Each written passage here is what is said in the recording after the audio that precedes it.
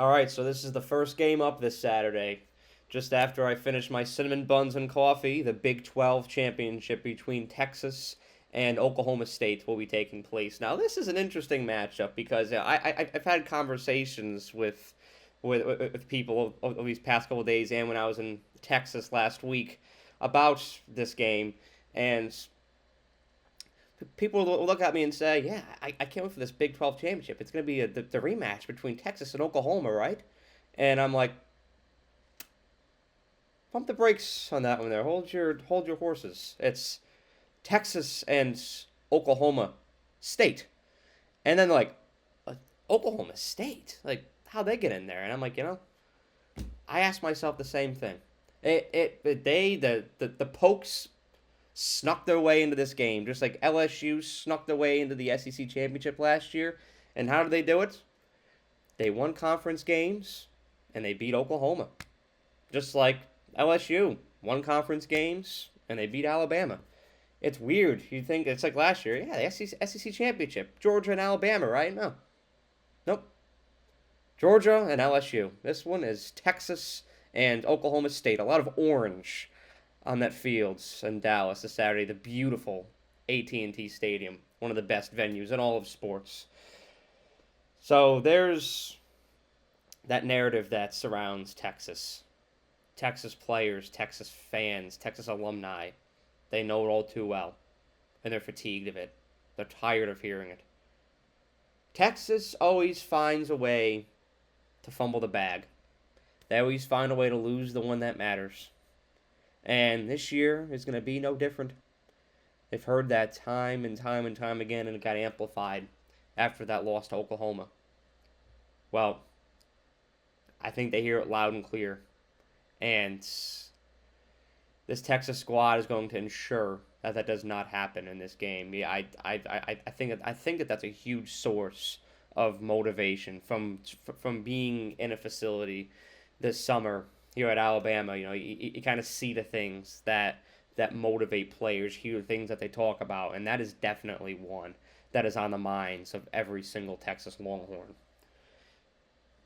Offensively, they're clicking on all four cylinders. I mean, this is like 93 grade fuel here. This is that motivation, that narrative is like that premium high octane fuel that you put in your car to get a little extra kick out of it, and it's definitely gotten that out of this offense.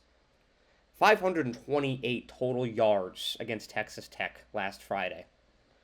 Before that, the week before, 404 total yards against Iowa State. And you're going north of 400 yards offensively in two consecutive games. I don't care who you're playing. You're red hot. Texas is red hot. And on defense, they have been very stingy as well. In those past two games, they've allowed 11.5 points per game. So it's looking scary. Texas has had ups and downs. They go into Tuscaloosa, get that huge win. They look like the best team in the nation. And then they lose that game to Oklahoma, and that's another game, just like Oregon, Washington. It's a regular season loss. You watch Texas play after that game. You watch Oklahoma play after that game. Sometimes, just like in that Oregon, Washington game, the better team loses. It's just what happens. Football games are a sequence of events. And sometimes there's certain breaks or certain happenings that occur in a game that will change momentum, give a team a breath of air, give a team an advantage. And that is what happened in the Oklahoma game. The turnover early in that game, that gave Oklahoma a lot of energy. That does not necessarily constitute that Oklahoma is better than Texas. Oklahoma just won that game. So people were down on Texas after that. They haven't lost since. And ever since Quinn Ewers has come back, they have looked better and better and better every week. Sometimes it's great to save your best football for right now. The only disadvantage for Texas is that they need some help to get into the college football playoff. Now, me personally, this is just my opinion. I think Texas looks like a top 4 team. I think that they look better than one or two teams in the top 4. I'm just going to leave you with that. I'm not going to name names, But I think that they look better than a handful of teams that are in that CFP top 4 right now, and I think they very much deserve a spot. But with all the factors that'll be considered this Sunday, will they get in? They're going to have to win this game, and they're going to need some help as well. Oklahoma State, what a story. I alluded to it at the beginning of this video. What a story these Cowboys have been. They found their way to the Big 12 championship. But they have struggled with very, very slow starts this year that often bury them and prevent them from winning. You saw it in that 33-7 loss to South Alabama. Yeah, I said it. South Alabama at home. They lost 45-3 to a new Big 12 member, UCF. What a statement that was for the Golden Knights. And they were down 24-6 at home to BYU at one point this past Saturday. And they clawed their way back into that game and won, and ultimately clinched themselves a spot in the Big 12 championship here. But they have had very, very slow starts, and they cannot afford one this Saturday. If they have a slow start against Texas, the Longhorns are going to slam the door very quickly, and you will all be watching the MAC championship by the second quarter. So it is imperative. They need to start fast. I think they can contend with Texas.